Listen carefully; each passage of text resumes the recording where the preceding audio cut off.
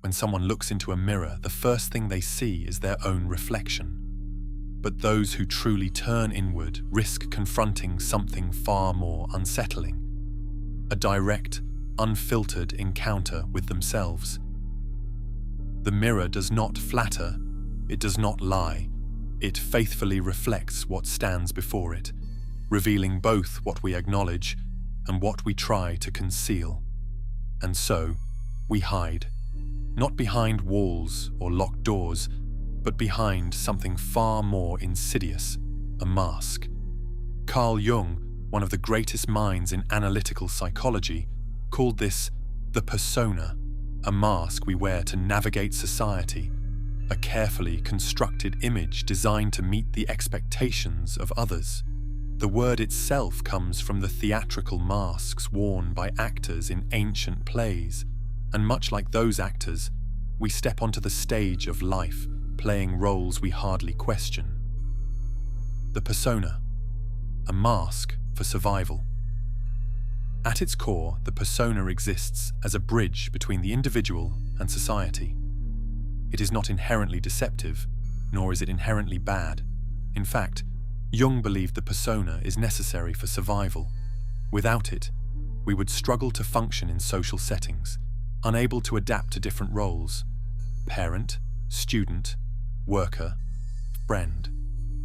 From childhood, we begin constructing this persona, learning which traits are rewarded and which must be suppressed.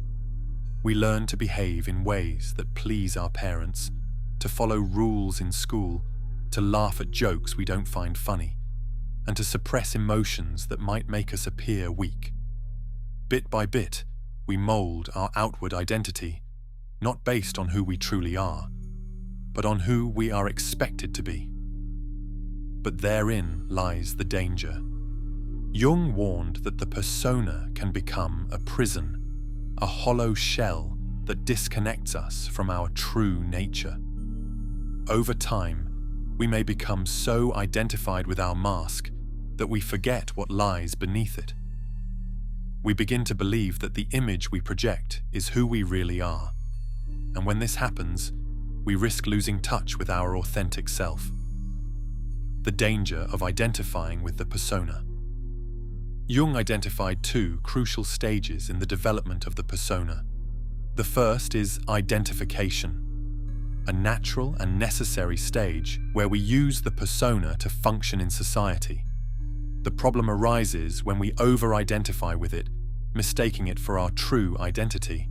The second stage, disintegration, occurs when this false identity begins to collapse, leading to confusion, anxiety, and sometimes even psychological breakdown. At this stage, three possible outcomes arise. The first is negative restoration. The person desperately clings to their old persona, pretending nothing has changed. They double down on the false self, ignoring the deep unrest within. Secondly, absence of persona. The mask completely shatters, leaving the person unable to function in society, lost and directionless. And thirdly, conscious restoration, the ideal path, where one reconstructs their persona in a way that aligns with their true self, rather than hiding from it. To live without a persona at all is nearly impossible, but to be trapped within one is equally destructive.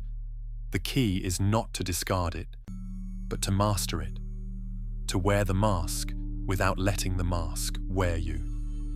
The shadow.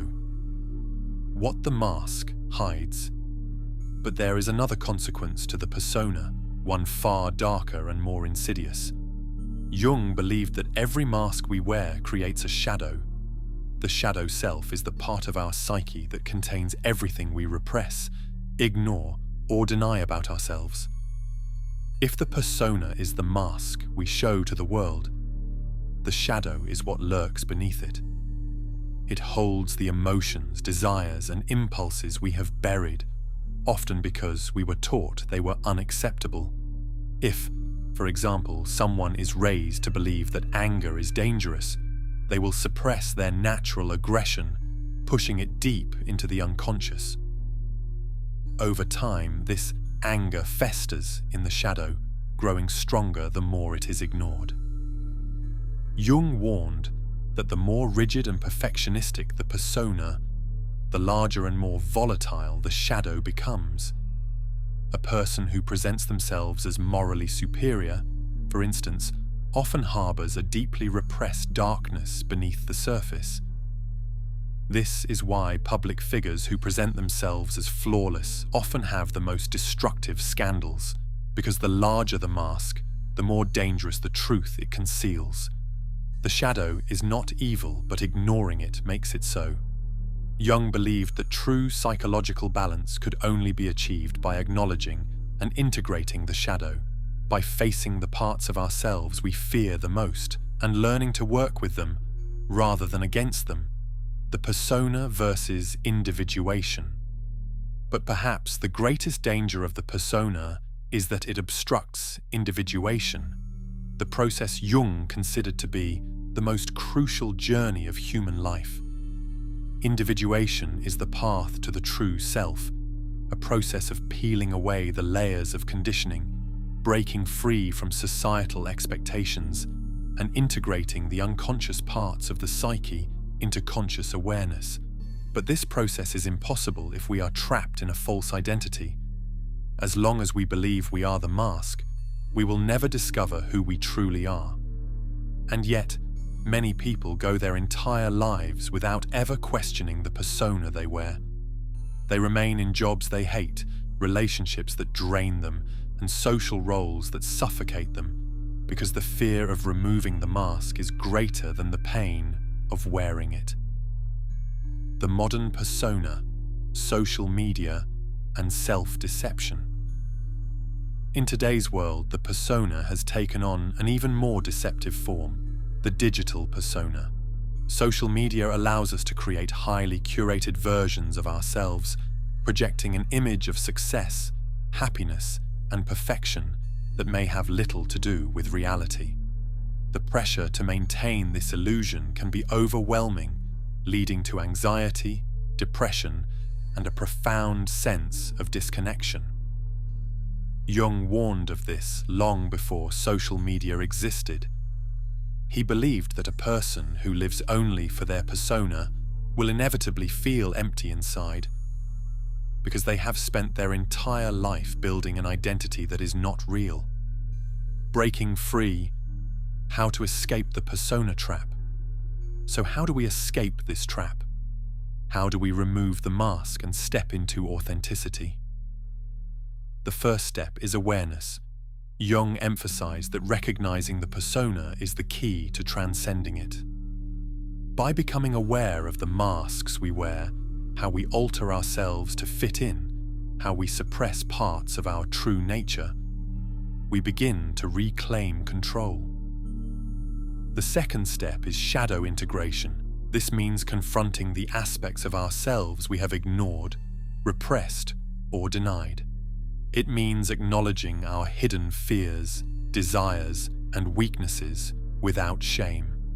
And finally, the third step is individuation, the lifelong journey of aligning with our true self rather than the expectations of others. This is not an easy path. It requires deep self-exploration, courage, and the willingness to break free from roles that no longer serve us. But in the end, it is the only path to true freedom. Because the ultimate tragedy is not about wearing a mask. The ultimate tragedy is forgetting that you ever put it on.